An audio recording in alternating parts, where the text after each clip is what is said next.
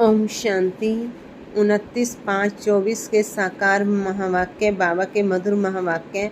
मीठे बच्चे, याद से याद मिलती है। जो बच्चे प्यार से बाप को याद करते हैं उनकी कशिश बाप को भी होती है। बाबा ने पूछा, तुम्हारे परिपक्व अवस्था की निशानी क्या है? उस अवस्था को पाने का पुरुषार्थ सुनाओ। बाबा ने कहा, जब तुम बच्चों की परिपक्व अवस्था होगी तो सब कर्म इंद्रियां शीतल हो जाएंगी। कर्म इंद्रियों से कोई उल्टा कर्म नहीं होगा। अवस्था अचल अडोल बन जाएगी। इस समय की अडोल अवस्था से 21 जन्म के लिए कर्म इंद्रियां वश हो जाएंगी। इस अवस्था को पाने के लिए अपनी जांच रखो। नोट करने से सावधान रहेंगे। योग बल से ही कर्म इंद्रियों को वश करना है। योग ही तुम्हारी अवस्था को परिपक्व बनाएगा। ओम शांति। यह है याद की यात्रा। सभी बच्चे इस यात्रा पर रहते हैं। सिर्फ तुम यहाँ नज़दीक में हो। जो जो जहाँ भी है बाप को याद करते हैं तो वह ऑटोमेटिकली नज़दीक आ जाते हैं। जैसे चंद्रमा के आगे कोई सितारे बहुत नज़दीक होते हैं, कोई बहुत चमकते हैं, कोई नज़दीक कोई दूर भी होते हैं। देखने में आता है यह स्टार बहुत चमकता है, यह बहुत नज़दीक है। यह तो चमकता ही नहीं है। तुम्हारा भी गायन है। तुम हो ज्ञान और योग के सितारे। ज्ञान सूर्य मिला है बच्चों को। बाप बच्चों को ही याद करते हैं। जो सर्विसेबल बच्चे हैं, बाप है सर्वशक्तिमान, उस बाप को ही याद करते हैं तो याद से याद मिलती है। जहाँ जहाँ ऐसे ऐसे सर्विसेबल बच्चे हैं तो ज्ञान सूर्य बाप भी उन्हों को याद करते हैं। बच्चे भी याद करते हैं। जो बच्चे याद नहीं करते उनको बाप भी याद नहीं करते। उनको बाप की याद भी नहीं पहुँचती है। याद से याद जरूर मिलती है। बच्चों को भी याद करना है। बच्चे पूछते हैं, बाबा आप हमको याद करते हैं? बाप कहते हैं, क्यों नहीं। इस रीति बाप क्यों नहीं याद करते? जो जास्ती पवित्र हैं और बाप से बहुत प्यार है तो कशिश भी ऐसे करते हैं। हर एक अपने से पूछे कि हम कहाँ तक बाबा को याद करते हैं। एक की याद में रहने से फिर यह पुरानी दुनिया भूल जाती है। बाप को ही याद करते करते जाकर मिलते हैं। अब मिलने का समय आया हुआ है। ड्रामा का राज भी बाप ने समझाया है। बाप आते हैं, आकर बच्चों को अपना रूहानी बच्चा बनाते हैं। पति से पावन कैसे बनो सो सिखाते हैं। ये बाप तो एक ही है, उनको ही सब याद करते हैं, परंतु याद सबको नंबरवार अपने अपने पुरुषार्थ अनुसार मिलती है। जितना बहुत याद करेंगे वह जैसे कि सामने खड़े हैं। कर्मातीत अवस्था भी ऐसे होनी है। जितना याद करेंगे कर्म इंद्रियां चंचल नहीं होंगी। कर्म इंद्रियां चंचल बहुत होती है ना, इसको ही माया कहा जाता है।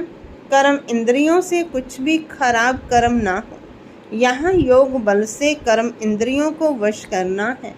वो लोग तो दवाइयों से वश करते हैं। बच्चे कहते हैं, बाबा यह क्यों नहीं वश होती हैं? बाप कहते हैं, तुम जितना याद करेंगे उतना कर्म इंद्रियां वश हो जाएंगी।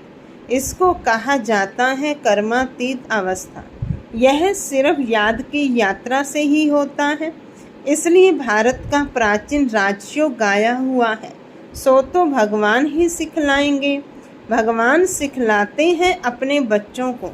तुम्हें इन विकारी कर्म इंद्रियों पर योग बल से जीत पाने का पुरुषार्थ करना है। संपूर्ण पिछाड़ी में होंगे। जब परिपक्व अवस्था होगी फिर कोई भी कर्म इंद्रियां चंचलता नहीं करेंगी। अभी चंचलता बंद होने से फिर 21 जन्म के लिए कोई भी कर्म इंद्रिय धोखा नहीं देगी। 21 जन्म के लिए कर्म इंद्रियां वश हो जाती हैं। सबसे मुख्य है काम। याद करते करते कर्म इंद्रियां वश होती जाएंगी। अभी कर्म इंद्रियों को वश करने से आधा कल्प के लिए इनाम मिलता है। वश नहीं कर सकते हैं तो फिर पाप रह जाते हैं। तुम्हारे पाप योग बल से कटते जाएंगे, तुम पवित्र होते जाते हो। यह है नंबर 1 सब्जेक्ट। बुलाते भी हैं पति से पावन होने लिए, तो बाप ही आकर पावन बनाते हैं। बाप ही नॉलेजफुल है। बाप कहते हैं अपने को आत्मा समझो, बाप को याद करो। यह भी नॉलेज है। एक है योग की नॉलेज, दूसरा है 84 जन्म के चक्र की नॉलेज। 2 नॉलेज है। फिर उसमें दैवी गुण ऑटोमेटिकली मर्ज है। बच्चे जानते हैं हम मनुष्य से देवता बनते हैं, तो दैवी गुण भी जरूर धारण करने हैं। अपनी जांच करनी है। नोट करने से अपने ऊपर सावधान रहेंगे। अपनी जांच रखेंगे तो कोई भूल नहीं होगी। बाप खुद कहते हैं माँ में कम याद करो, तुमने ही मुझे बुलाया है, क्योंकि तुम जानते हो बाबा पतित पावन है। वह जब आते हैं तभी यह डायरेक्शन देते हैं। अब इस डायरेक्शन पर अमल करना है। आत्माओं को तुम पार्ट बजाते हो इस शरीर द्वारा, तो बाप को भी जरूर इस शरीर में आना पड़े। यह बहुत वंडरफुल बातें हैं। त्रिमूर्ति का चित्र कितना क्लियर है। ब्रह्मा तपस्या कर यह बनते हैं, फिर 84 जन्मों के बाद यह बनते हैं। यह भी बुद्धि में याद रहे कि हम ब्राह्मण सो देवता थे, फिर 84 का चक्र लगाया, अब फिर देवता बनने के लिए आए हैं। जब देवताओं की डिनाइस्टी पूरी हो जाती है तो भक्ति मार्ग में भी बहुत प्रेम से उनको याद करते हैं। अब वह बाप तुमको यह पद पाने लिए युक्ति बताते हैं। याद भी बहुत सहज है। सिर्फ सोने का बर्तन चाहिए। जितना पुरुषार्थ करेंगे उतनी पॉइंट्स इमर्ज होंगे। ज्ञान भी अच्छा सुनाते रहेंगे। समझेंगे जैसे कि बाबा हमारे में प्रवेश कर मुरली चला रहे हैं। बाबा भी बहुत मदद करते हैं। औरों का भी कल्याण करना है। वह भी ड्रामा में नूंद है। 1 सेकंड ना मिले दूसरे से। टाइम पास होता जाता है। इतने वर्ष इतने मास कैसे पास होते हैं। शुरू से लेकर टाइम पास होता आया है। यह सेकंड फिर 5000 वर्ष बाद रिपीट करेंगे। यह भी अच्छी रीति समझना है और बाप को याद करना है, जिससे विकर्म विनाश हो। और कोई उपाय नहीं। इतना समय जो कुछ करते आए हो वह सब थी भक्ति। कहते भी हैं भक्ति का फल भगवान देंगे। क्या फल देंगे, कब और कैसे देते हैं, यह कुछ भी पता नहीं है। बाप जब फल देने के लिए आवे तब लेने वाले और देने वाले इकट्ठे। ड्रामा का पार्ट आगे चलता जाता है। सारे ड्रामा में अभी यह है अंतिम लाइफ। हो सकता है कोई शरीर भी छोड़ दे, और कोई पार्ट बजाना है तो जन्म भी ले सकते हैं। किसका बहुत हिसाब किताब होगा तो जन्म भी ले सकते हैं। किसके बहुत पाप होंगे तो घड़ी घड़ी एक जन्म ले, फिर दूसरा तीसरा जन्म लेते छोड़ते रहेंगे। गर्भ में गया दुख भोगा, फिर शरीर छोड़ दूसरा लिया। काशी कलवट में भी यह हालत होती है। पाप सिर पर बहुत है, योग बल तो है नहीं। काशी कलवट खाना यह है अपने शरीर का घात करना। आत्मा भी समझती है यह घात करते हैं। कहते भी हैं बाबा आप आएंगे तो हम आप पर बलिहार जाएंगे। बाकी भक्ति मार्ग में बलि चढ़ती हैं, वह भक्ति हो जाती है। दान पुण्य तीर्थ आदि जो कुछ भी करते हैं वह किससे लेन देन होती है क्या? पाप आत्माओं से। रावण राज्य है ना। बाप कहते हैं खबरदारी से लेन देन करना। कहाँ कोई खराब काम में लगाया तो सिर पर बोझा चढ़ जाएगा। दान पुण्य भी बड़ा खबरदारी से करना होता है। गरीबों को तो अन्न और कपड़े का दान किया जाता है। वह आजकल धर्मशालाएं आदि बनाकर देते हैं। साहूकारों के लिए तो बड़े बड़े महल हैं, गरीबों के लिए है झोपड़ियाँ। वह तो गंदे नाले के आगे रहे हुए हैं। उस किचड़े की खाद बनती है जो बिकती है। जिस पर फिर खेती आदि होती है। सतयुग में तो ऐसे किचड़े आदि पर खेती नहीं होती है, वहाँ तो नई मिट्टी होती है। उसका नाम ही है पैराडाइज। नाम भी गाया हुआ है, पुखराज परी, सबज परी। रतन है ना, कोई कितनी सर्विस करते, कोई कितनी करते हैं, कोई कहते हम सर्विस नहीं कर सकते हैं। बाबा के रतन तो सभी हैं, परंतु उनमें भी नंबरवार पुरुषार्थ अनुसार है, जो फिर पूजे जाते हैं। पूजा होती है देवताओं की, भक्ति मार्ग में अनेक पूजाएं होती हैं। वह सब ड्रामा में नूम है, जिसको देखकर मज़ा आता है।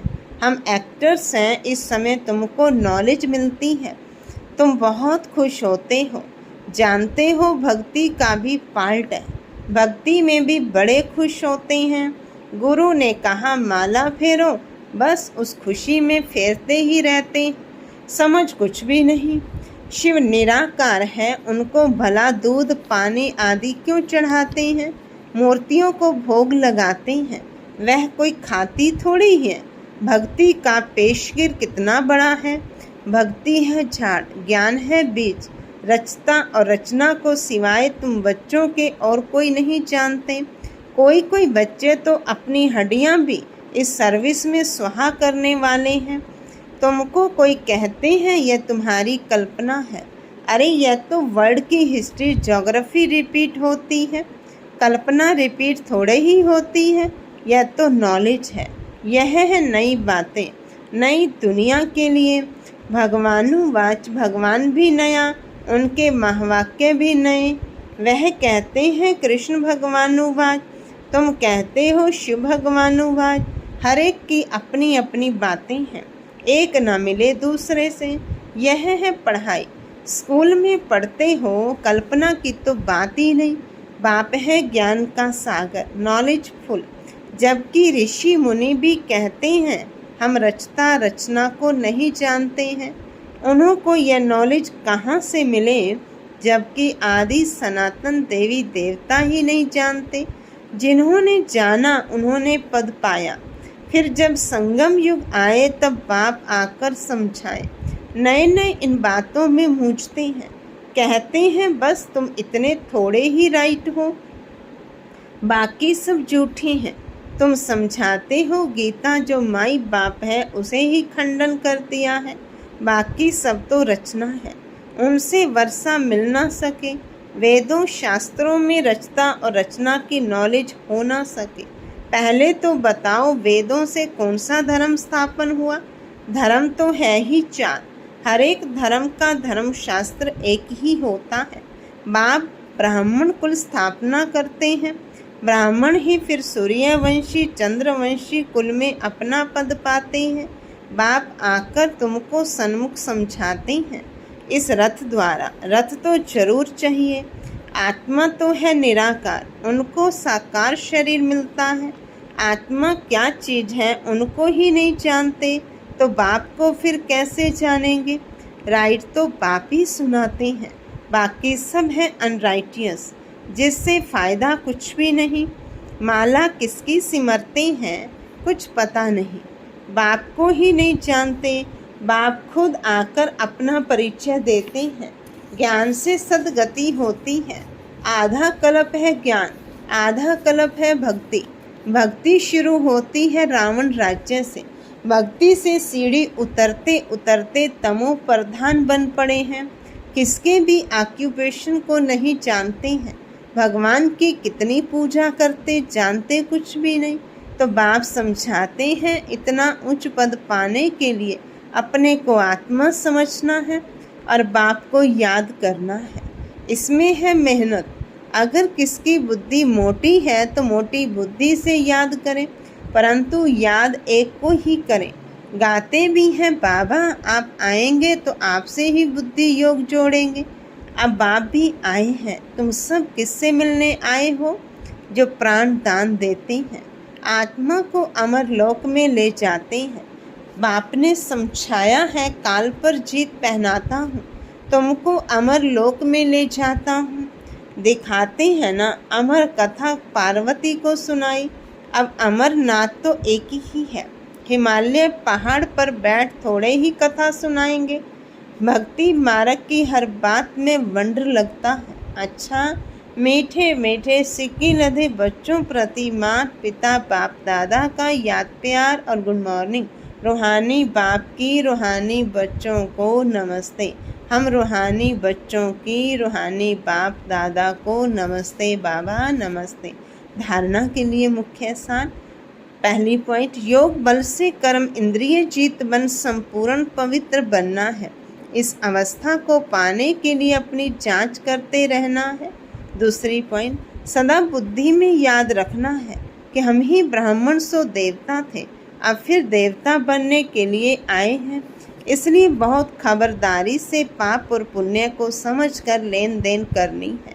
वरदान है, सर्व सत्ताओं को सहयोगी बनाए, प्रत्यक्षता का पर्दा खोलने वाले सच्चे सेवाधारी भव।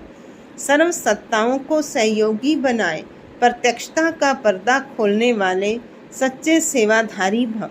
प्रत्यक्षता का पर्दा तब खुलेगा जब सब सत्ता वाले मिलकर कहेंगे कि श्रेष्ठ सत्ता ईश्वरीय सत्ता आध्यात्मिक सत्ता है, तो यही एक परमात्म सत्ता है।